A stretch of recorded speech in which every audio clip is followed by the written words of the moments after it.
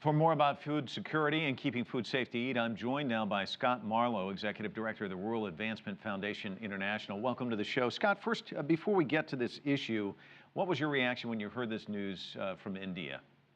This is certainly a very tragic situation, and obviously the situation still, the information about it is still evolving. We're still finding out more about it, but it's both as a person who works on food issues and also as a parent, it's a very tragic situation, and we're very sorry to hear about it and certainly share the concerns of the folks in that community. How can we have food security? Well, food security is defined as the ability for folks to access both economically, physically, and socially adequate food supplies and culturally appropriate food supplies to support a healthy and active life.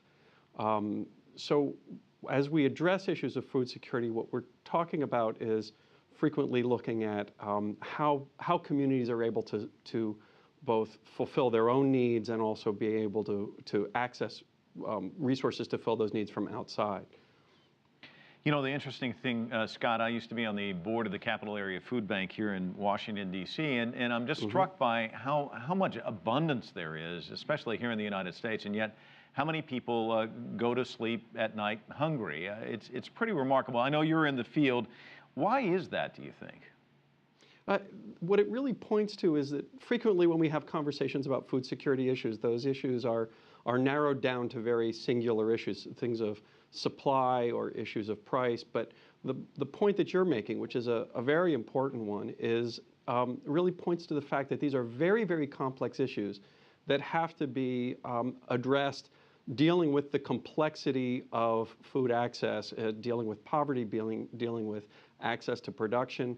And the question that we ask and have been asking for a long time is, if we have the opportunity, especially those of us in more privileged communities, have the opportunity to address food security issues through production and community-based systems that aren't reliant on the types of external inputs and external chemicals or seeds or patented seeds or things or products that have to be purchased from outside of the community. If we have the opportunity to develop production systems and marketing that address those issues within the community with effective use of community resources, natural resources, shouldn't we prioritize that as our top priority rather than looking at simply the industrial production, heavy use of chemicals, heavy use of other inputs that have to be purchased from outside the community? Scott, we've got probably about 45 seconds, but it seems to me that this is an issue that we've been talking about for a long, long time. You're there in the trenches. Is there a silver bullet?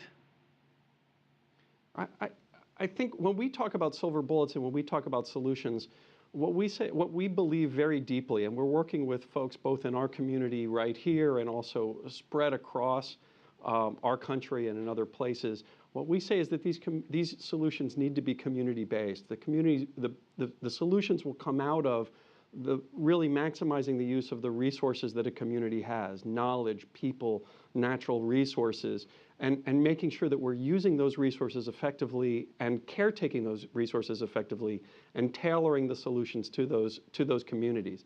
And in that way, we can create solutions to food access where we are building the independence, building the resilience, building the capacity of those communities rather than just fostering dependence on outside inputs. Scott Marlow, thank you so much for joining us from North Carolina this evening. Appreciate it. Thank you.